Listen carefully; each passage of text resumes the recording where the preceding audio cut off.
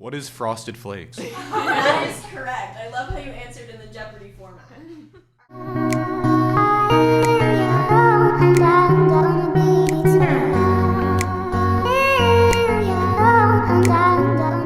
Hello everyone and welcome to Why Advertising Sucks. Today we are going to be discussing any and all things advertising.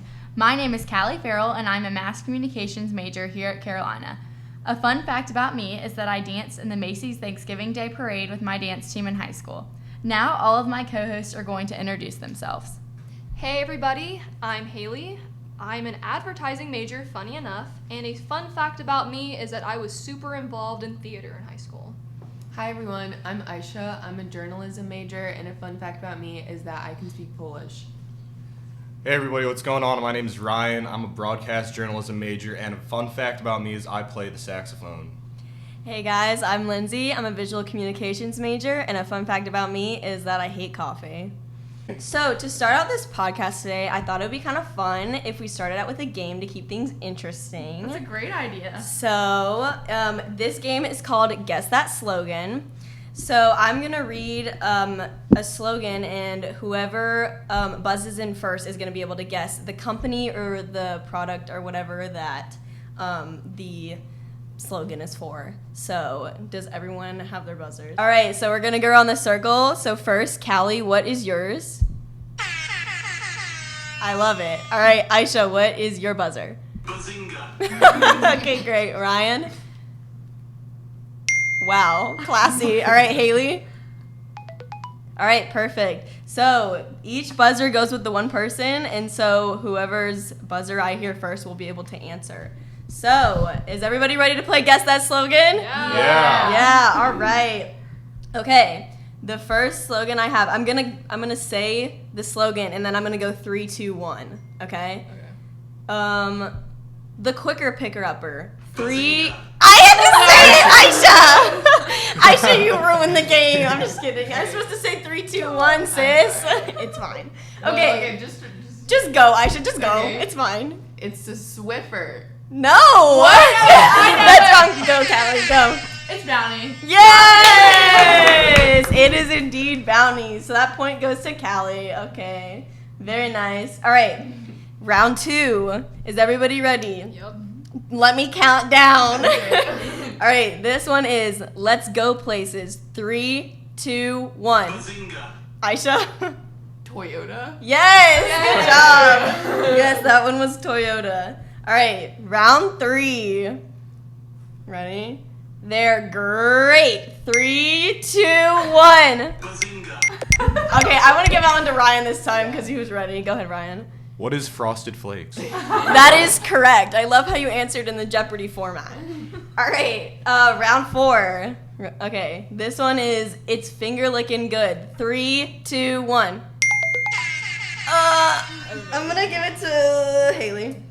Finger looking good? That would be Kentucky Fried Chicken. That is correct. I love how you said the entire thing instead of just KFC. Oh, we have good one. All right, and wait, there's round 5. It's a tiebreaker. Wow. The 5th and final round. Is everyone ready? Yeah. You're not you when you're hungry. 3, 2, 1. Bazinga. Oh, Aisha. Snickers? Yeah. Okay. All right, so Aisha is our winner of the game. Good job, Aisha. That was awesome. Very nice. Okay, well, thanks so much, Lindsay. I think that was such a great way to start off our show. I think we should start off by talking about someone that I know we all have heard so much about this semester. I already know who it is. Yeah, that someone's Marshall McLuhan. So, just to tell our audience a little bit about Marshall McLuhan, he can be best described as a communications theorist. He actually came up with the concept of the medium is the message, which I know we have all heard that before. The medium is the message. That sort of means to me that the way we send and receive information is more important than what the actual information is itself. So I just think that that's a really important way to start off our podcast. So another important topic that we learned about in class is semiotics. Semiotics is, long story short, it's symbols, and it's the way different symbols are used in advertising. So I found a super great source online that explains all the different ways to use semiotics in advertising. I was wondering if any of y'all have a good example off the top of your head of a good way to use semiotics in advertising? Yeah, so like with the game we just played, like brand slogans, things that like stick in your head are like symbols that help you like connect two things together, which I think advertisers and marketers really like to use. I think that your game was a great example of how just one symbol can stick in our head, like, oh, you're not you and you're hungry. Oh, well, let me go get a Snickers because I'm hungry and I want to be myself, that kind of thing. So the next thing I wanted to touch on was a concept that I've been learning in my Journalism 202 class, which is actually a class solely about advertising. So on the first day of class, we learned about the 3 Bs. And the 3 Bs is the idea that all very effective advertisements include one of the 3 Bs. So the first B is beauty. So let's say a beautiful woman or a beautiful man. The second B is baby, which everyone loves a cute baby. And the third B is beast, which would mean a dog or a sweet cat or some kind of animal. So I was wondering if any of y'all knew any advertisements that are super successful because they include one of the 3 Bs. There's that one that comes on around the Super Bowl, and it's with puppies and like the Clydesdale horses or something. Oh yeah, the puppy and the horse one. Yeah. I think it's Budweiser. Budweiser, I yeah. think so. So again, like we all know what that is because of the cute horse and the cute puppy. So I just think that that was a really important thing to talk about because it was probably the most important concept that's been being stressed in my advertising class, Journalism 202. Yeah, kind of going off of that and stuff, I think that's a good, like, segue into just kind of talking about how advertising affects us and kind of talking about evaluating them. And so, first of all, we obviously have a good perception of advertising overall. Despite the fact that, like, we complain about it all the time, only 15% of Americans have a negative view on advertising. Wow, that's a lot less than I actually Yeah, thought. me too. Because Yeah. we all know that those Hulu ads get annoying. Yeah. So I got some research from a survey from Clutch, and it is titled How Consumers View Advertising. And so, just kind of like to start that off, advertising is working. It influences 90% of people. Not necessarily sure how you would measure that, whether that be like you actually buying the product or just being, by yourself influenced by what you've seen. But the survey said that people are more likely to trust traditional ways of advertising, specifically TV, and we are a lot less likely to trust any ads that come from like our phones, computers, social media. And so just like as a question for you guys, what type of advertisements like do you trust and why? I'm going to trust most advertisements for products that I already use. That sounds kind of weird, but...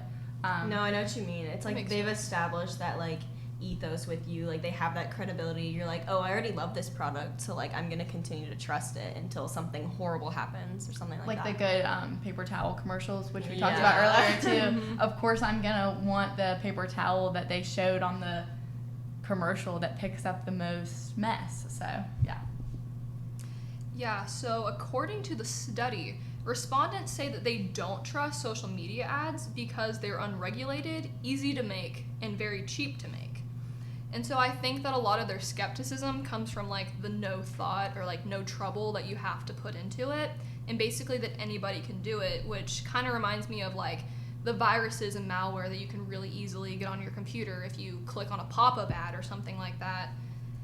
And a lot of the things that we see on our computers and social media are made personal, and I know we'll touch on that probably a little bit later, but anything that's like personalized to us really creeps us out, and so we're less likely to trust that automatically just because we feel like people are watching us.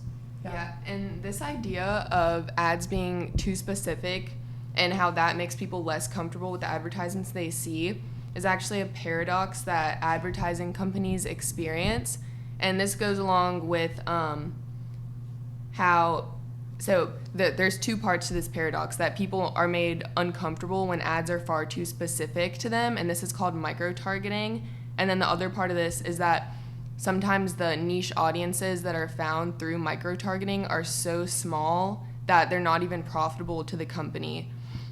So has anybody ever been met with an ad that was far too specific and like kind of creeped you out a little bit? Oh yeah. So recently I've been doing a lot of shopping for bridesmaids dresses, and I haven't even really looked them up online, but my brother's getting married soon, so we're kind of starting to talk about it a lot. That's so cute. Yeah, That's I'm exciting. excited. So we're looking for bridesmaids dresses, and I've been going to different stores, so I think that through my location, where I am, that Wait, I've been really? in different stores, because I really haven't looked them up online. This I thought you meant you were shopping Yeah. online. No, Oh, that's going terrifying. in different stores around Columbia that sell stuff like that. I've been getting bridal ads, bridesmaids ads, all that kind of stuff. It's super scary. Whoa. That Well, is crazy. But it's helped me out because I found some Yeah. good stuff. Well, that's good. Yeah, well, it's actually a really long and specific, complicated process as to how companies find you as their specific target.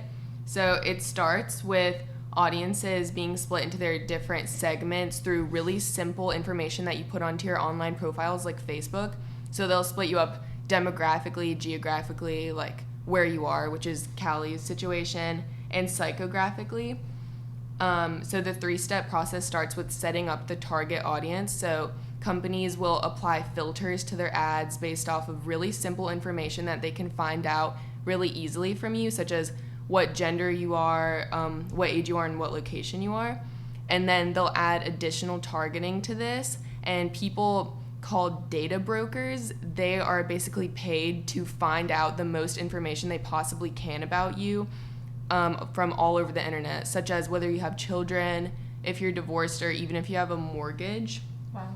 Yeah, and then the 3rd step is finalizing these audiences by actually finding your contact information and buying your email addresses from the What? different sites that you've given it to. That's terrifying. Yeah, data brokers. Yeah. But Is this a you have legal to, job? I was gonna say, is this you legal? have to think It about is legal because you as the provide it person to who them. does that actual job. Mhm. How do they feel about their information being Yeah. put out like that?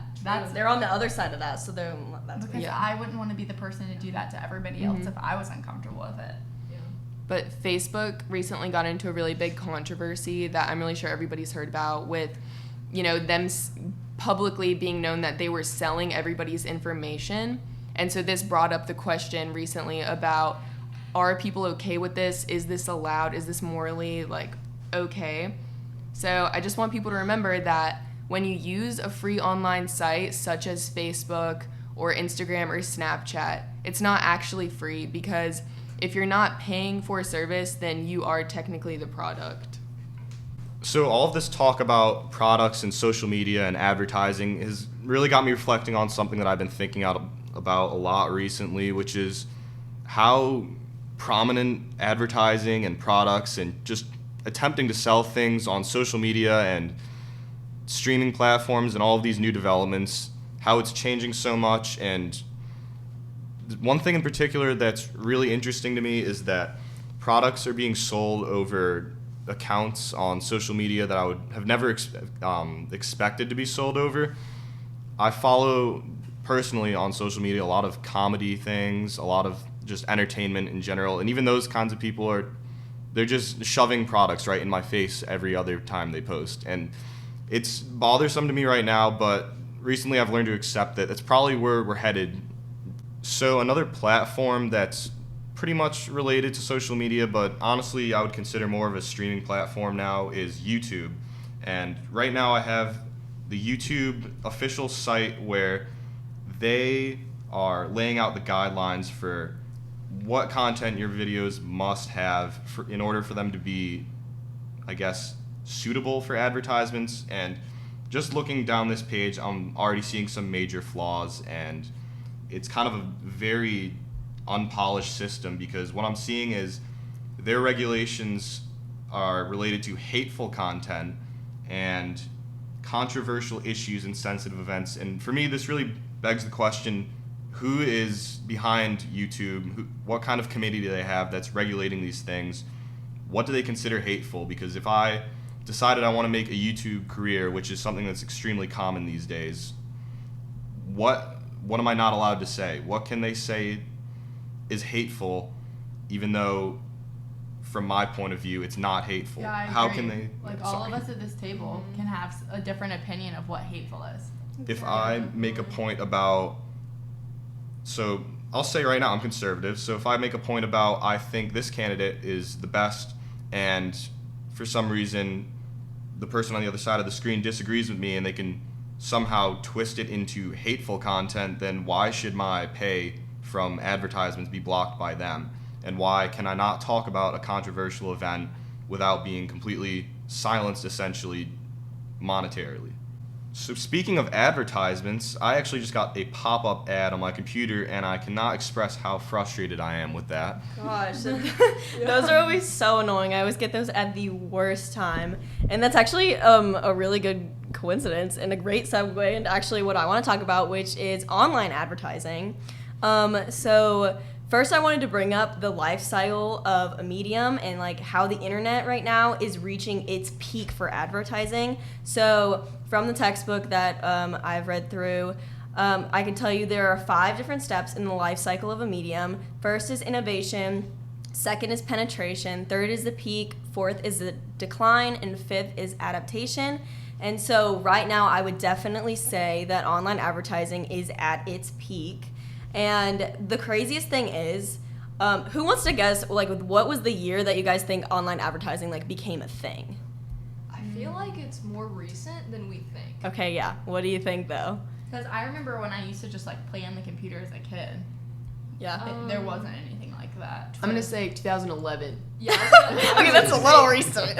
I was actually gonna say something like that. Like, Really? I'm probably gonna say like the 2000s. Like I was the gonna say mid-2000s. 2008. Yeah, well, Okay. if you said that's too recent, then it's obviously wrong. Okay. 2003. No, it was actually began in 1994 with an online ad for a tech website. Oh wow. So it was in I like guess I just wasn't the on the mid. right but, like, website. Yeah, it what was do in the you mid mean 90s. By that, like, what type of advertisement? It was was I that, think it was a though? pop-up ad. Okay. Yeah. Okay. Okay, and then online advertising began to become more popular in the later 90s, and like the internet was becoming more and more popular and being used. And so now we've gotten to the point where like we are at pop-up ads, video ads before YouTube videos, and Hulu episodes. We all know how annoying those are. They're becoming more and more intrusive. I actually read this article online that was talking about how Google and Facebook are the 2 largest advertising industries like in general, and they're Really? both online. I believe that. Yeah. 100%. I do believe that. So, And that's crazy too because there's so many other channels of advertising. We would be here for all day if we